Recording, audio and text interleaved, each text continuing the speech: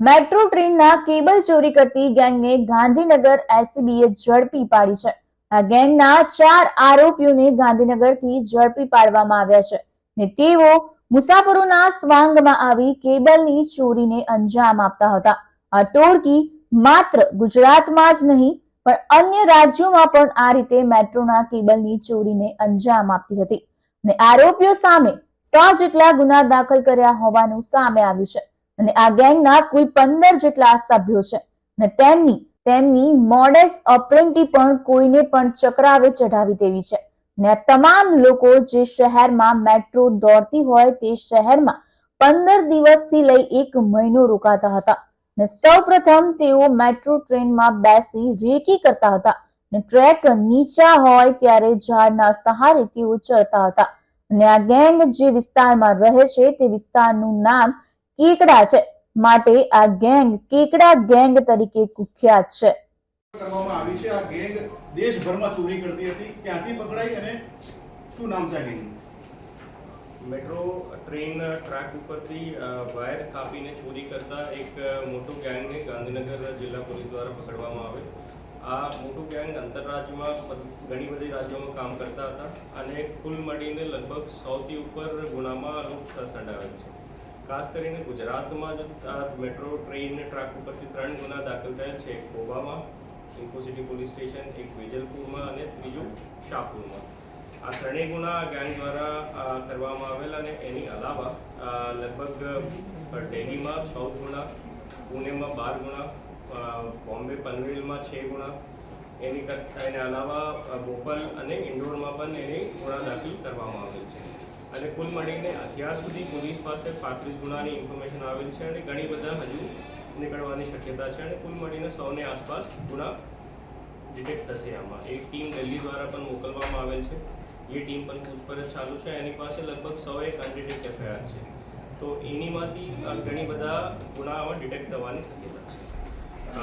એ ગેંગની એમો એવી રીતે છે કે એ લોકો જ્યાં મેટ્રો સ્ટેશન્સ છે, મેટ્રો ટ્રેન છે, આ શહેરોમાં જાય છે અને આ શહેરોમાં લગભગ 15 દિન, 1 મહિના, 2 મહિના રોકાયેલ છે.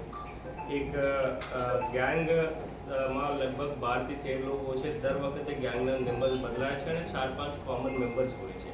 આ 4-5 મેમ્બર્સ ગેંગ ઓપરેટ કરતા હોય છે અને એ બાકી મજદૂર આવે છે ગુના કરતા પહેલાં, ગુના કરીને પછી મુદ્દામાલ લઈને વાપસ જતા રહે છે. તો એવી રીતે એ લગભગ મેં કીધું કે બોમ્બે, ભોપાલ, पुणे अलग अलग जगह पे गुना किया है. सेम આપણા જગ્યા पर अहमदाबाद में शाहपुर में जो गुना दाखिल हुआ है, वेजलपुर में उसका तुरंत मुद्दामाल वापस लेने गया અને આ ગુનામાં પણ જે દિવસે પોલીસ पकड़ा ये दिवस मतलब काले जब पुलिस पकड़ा तो ये मुद्दामाल लेके वापस जाने वाले थे, तब इनको पुलिस पकड़ी.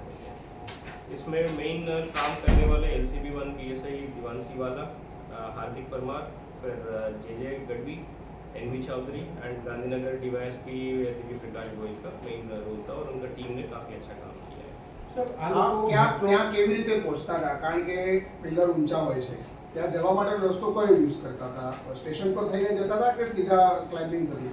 આ લોકો પહેલાં રેકી કરતા હતા કે મેટ્રો ટ્રેનમાં બેસીને કયા જગ્યાએ એની માટે અનુકૂળ રહેશે અને એ સ્ટેશનથી નથી ચડતા, બટ કઈ જગ્યા પેડ હોય છે, પેડ દાખલા તરીકે મેટ્રો ટ્રેકથી નજદીક હોય છે, પેડ ચડીને ઉપર ચડતા હશે અને બીજી જગ્યા કઈ જગ્યા તમે અમદાવાદમાં જોઈ શકશો કે ટ્રેન ટ્રેક કઈ जगह ओछा नीचा पण છે जो हाथ पकड़ के भी ऊपर चढ़ सकते हैं. ऐसा जगह ये चूज करते थे.